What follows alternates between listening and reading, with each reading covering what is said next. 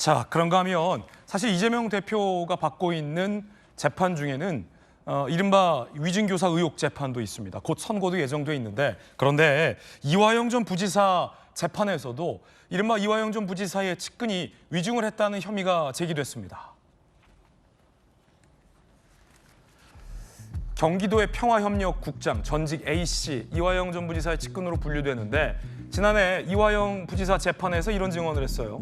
2019년 1월 중국 선양 협약 측과 만찬에서 만난 사람이 쌍방울 김성태인지 몰랐다라고 주장을 하고 있는 겁니다. 검찰 조사 결과 김성태와 함께 만찬을 참석했고 중국행 비행기에서 김성태 옆자리에까지 착석한 사실이 다 확인이 됐습니다.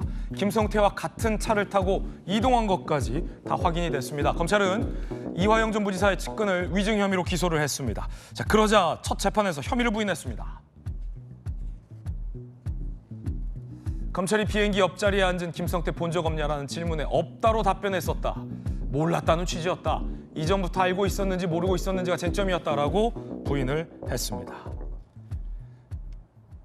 그러자 재판부가 지적을 하기도 했다는데, 김광선 변호사님, 만난 사실이 없다라는 것과 그 사람이 김성태인지 몰랐어요 라는 거는 차원이 다른 이야기인데, 그래서 검찰은 위증이라고 보고 있는 거죠? 그 이재명 대표에 대한 김문기 씨 알았냐 몰랐냐 거의 비슷한 사안이에요. 거의 뭐 데칼코마니거든요. 아니, 자, 경기도 평화협력국장이 같은 비행기를 타고요 선양을 갑니다. 네. 옆자리에 앉았어요. 그러면 일행이잖아요. 일행으로 같이 갔어요. 거기 차를 또 같이 타고 다닙니다. 그리고 같이 또 저녁을 먹어요. 그러면 그 안에서 같이 먹은 사람들이 누군지 다 아는 거 아닙니까? 그리고 거기서 또 사진까지 찍었거든요. 네.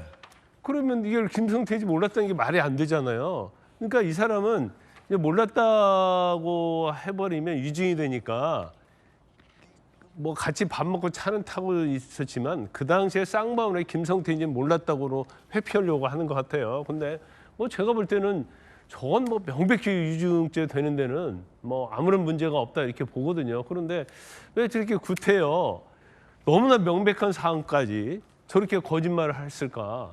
이화영 전 부지사가 9년 6개월 받은 이유가 있어요. 왜냐하면 저렇게 명백하고 누가 봐도 모를 리가 없는 사안에 대해서 나와서 계속 유증하고 계속 거짓말하고 그러니까 너무 재질이 불량하다고 보는 거예요. 그래서 재판부에서 9년 6개월 선고한 거거든요. 그런데 지금 항소심에서도 어떻게 보면 똑같은 행태를 보이고 있거든요.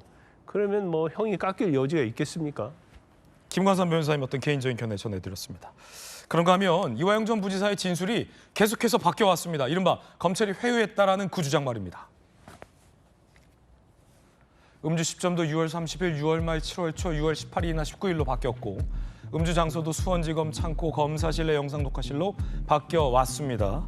계속되는 이 번복. 음주 상황도 교도관이 제지했다, 안 보였을 수 있다, 바깥에서 봤지만 술인지 몰랐을 수도 있다라고 바뀌었고 음주 여부도 소주 말개시고 얼굴이 빨개졌다, 종이컵에 입을 대보니 술이를 안 먹었다라면서 계속해서 진술이 바뀌었습니다. 그러자 여권에서 이런 지적이 나왔습니다. 이딴 진술 번복, 없었던 일을 거짓말로 지어내기 때문이다.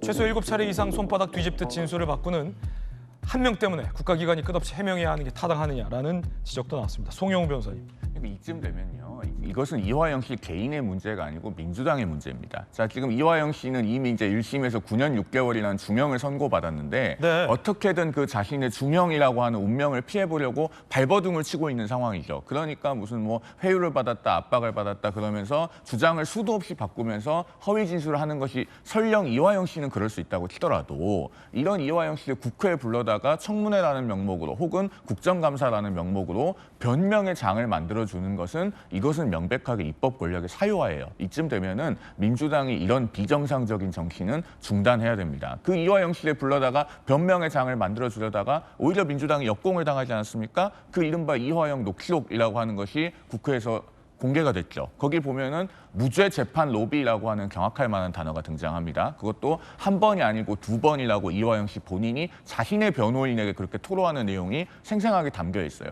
여기에 대해서 민주당 특검하자고 합니까? 청문회 하자고 합니까? 국정조사나 뭐 국정감사에서 밝히자고 합니까? 전직 대법관 이런 사람들 증인으로 부르자고 하면 안 부르잖아요. 이런 민주당의 비정상적인 정치를 끝내야 된다는 것이 지금 저 주진우 의원이 하는 얘기의 핵심인 겁니다. 예, 송영훈 변호사님 의견도 전해드렸습니다.